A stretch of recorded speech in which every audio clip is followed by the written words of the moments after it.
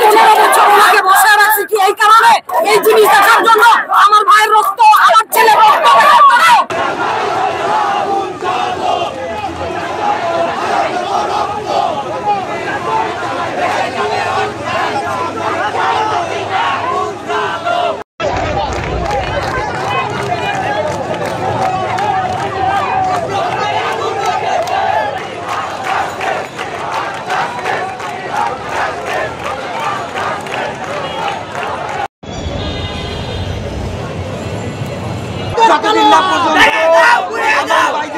বিচার হচ্ছে না, একই সাথে প্রত্যেকটা বিশ্ববিদ্যালয় কলেজে পুলিশ, র্যাব, বিজিবি, সেনাবাহিনী, নৌবাহিনী, সোয়ার্ড আছে, এগুলোকে অনতিবিলম্বে প্রত্যাহার করতে হবে।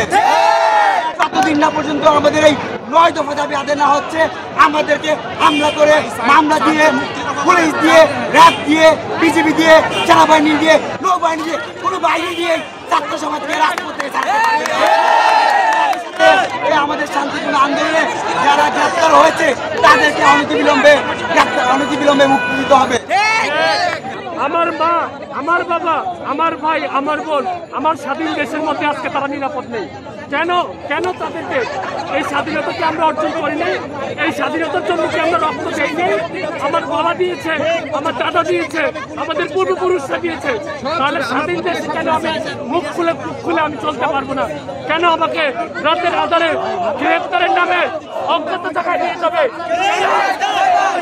অনুরোধ দয়া করে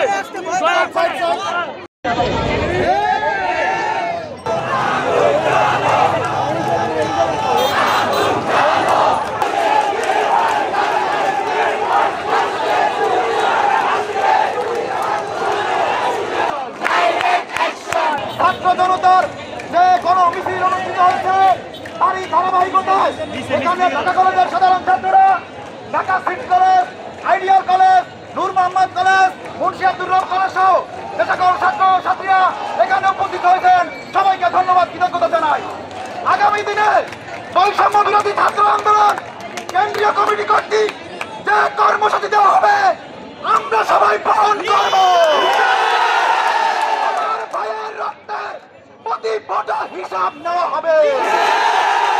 আমাদের 9 দফা দাবি আদায় না হওয়া পর্যন্ত আমরা ঘরে ফিরে যাব না।